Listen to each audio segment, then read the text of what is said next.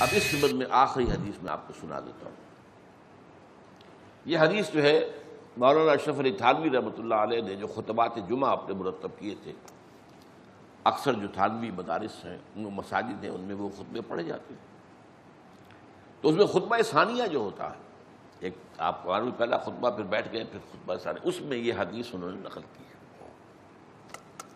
اور اللہ عز و جل، یہ حدیث قدسی ہوئی، حضور فرماتے ہیں کہ اللہ تعالیٰ نے وحی کی، اللہ تعالیٰ عز و جل، اللہ عز و جل الی جبرائیل علیہ الصلاۃ والسلام، جبرائیل علیہ الصلاۃ والسلام کو وحی کی، ان اقلب مدینۃ کذا و کذا باہلھا، کہ فلاں اور فلاں شہروں کو، بستیوں کو الٹ دو۔ یہ عذاب الہی جو قوم لوط پر آیا تھا اور بہت سی قوموں پر آیا ہے، الٹ دو، تلپٹ کر دو۔ قال فقال، حضور فرماتے ہیں کہ اس پر حضرت جبرائیل نے عرض کیا، اے رب ان فیہا عبدک فلانا لم یعصک طرفۃ عین، پروردگار ان بستیوں میں تو تیرا وہ فلاں بندہ بھی ہے، اتنا نیک، اتنا زاہد، اتنا عبادت گزار، کہ اس نے کبھی پلک جھپکنے جتنی دیر بھی معصیت میں بسر نہیں کی۔ اب کسی کی نیکی کا، تقوی کا، زہد کا آپ اندازہ کیجئے اس سے۔ یہ گواہی دینے والے کون ہیں؟ جبرائیل ہیں، اور کہاں دے رہے ہیں؟ اللہ کی جناب میں۔ وہاں تو آپ کو معلوم ہے ابو جہل بھی جھوٹ نہیں بولے گا، اور فرشتے کا تو سوال ہی پیدا نہیں ہوتا۔ قال فقال یا رب ان فیہا عبدک فلانا لم یعصک طرفۃ عین، قال فقال، حضور فرماتے ہیں اس پر اللہ نے ارشاد فرمایا، اقلبھا علیہ وعلیہم، الٹو ان بستیوں کے پہلے اس پر پھر دوسروں پر۔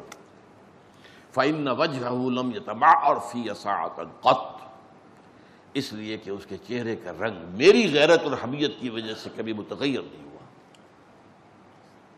آپ کو کوئی گالی دے، اگر تو آپ میں جان ہے، طاقت ہے، تو جانے دیں گے اس کو؟ اگر نہیں ہے، فرض کیجیے بہت طاقتور آدمی ہے، آپ کمزور ہیں، تو کم سے کم یہ کہ آپ کا چہرہ تو سرخ ہو جائے گا، وہ غیرت اور حمیت کا کوئی تقاضا تو ہوگا۔